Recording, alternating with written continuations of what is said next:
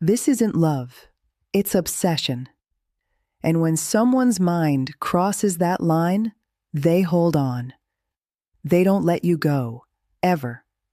You think obsession is just love turned up too loud. That's the first lie. Love lets you breathe. Obsession squeezes tighter. Obsession doesn't care if you're safe. It only cares where you are and why you're not with me. You picture obsession as desperation. Someone weak, lonely, broken, clinging because they have nothing left. But true obsession, the kind you should fear, doesn't come from emptiness. It comes from a collapse of identity, when someone decides you are the answer to everything missing in them. Let me show you how that works. Listen closely. This is where the story turns dark. Obsession begins when you stop being a person. At some point, you stopped being a person to me.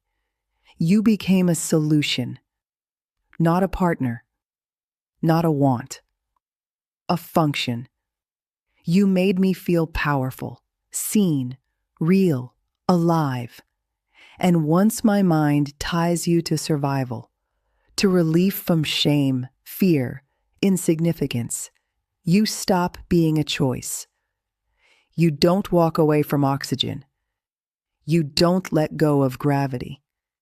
You cling because your nerves are on fire, screaming, "If they leave, I vanish."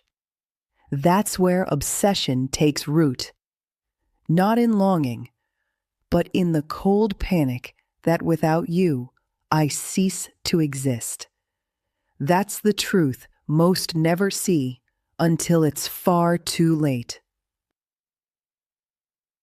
The brain doesn't know the difference between love and addiction. Here's the part no one wants to hear. Obsession isn't about feelings. It's about chemistry. Dopamine surges with every unpredictable moment. Cortisol floods in when loss feels close. Oxytocin binds us together through both pleasure and pain. You didn't just make me happy. You made me unstable, high, crashing, desperate for another hit of normal. And guess who becomes the fix? You. Once again, every message from you calms the chaos. Every silence sends me into withdrawal. So when you finally pull away, I don't just feel rejected. I feel like I'm dying. That's the kind of need that doesn't let go, and the kind of truth that should haunt you. Why closure makes it worse? You think talking will fix this. It won't. Closure is a fantasy for healthy minds. For someone obsessed, every conversation is a lifeline, and every word is hope. Hope feeds the addiction. Even rejection is better than emptiness. Anger means you still care. Fear means you still feel their power. But silence? That's what really terrifies us. Because silence means facing the truth. Our entire sense of self was built around you. And without you, there's nothing left. Just the hollow echo where we used to exist. Obsession thrives on control, not affection. This is where the story turns dark. Obsession isn't interested in your happiness. It wants possession. I don't picture you smiling. I picture you contained, predictable, always within reach, frozen in the version of you that was once mine. If you change, grow, or move on, I see it as betrayal, not because you ever promised me anything, but because, in my mind, you already belong to me. And what belongs to me should never escape. That's the truth obsession whispers. the one that chills the air long after you've left the room.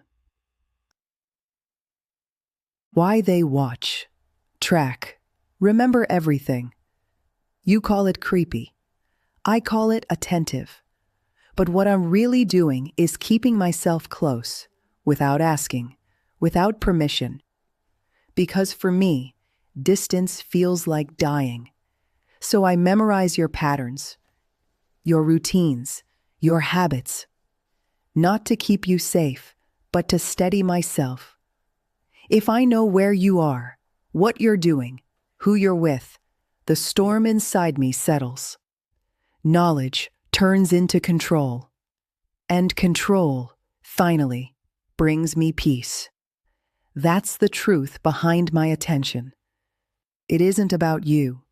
It's about quieting the chaos in me, no matter what it costs you. Obsession is fueled by fantasy, not reality. Here's the cruel irony. I'm not obsessed with you. I'm obsessed with the version of you I built. The one who understands me completely, who never leaves, who finishes the story I've written in my mind. The real you, the messy, independent, unpredictable you, that's a danger to my illusion. So I overwrite you. I rewrite our history. I twist your words until they fit my script. I convince myself you felt it too. Because to admit it was all in my head would destroy me. And I won't allow that. Destruction is not an option. So I hold tight to the fantasy and erase whatever doesn't fit. That's the darkness you never see until it's too late. Why obsession escalates when you set boundaries. Boundaries hit differently when you're obsessed. You say, I need space. But I don't hear that. I hear, you are nothing. That's when I escalate. More messages. More unexpected appearances. More intensity. Not out of cruelty, out of panic.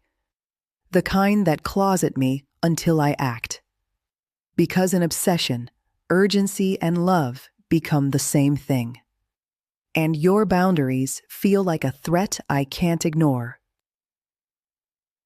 The darkest truth. Do you want to know the darkest part?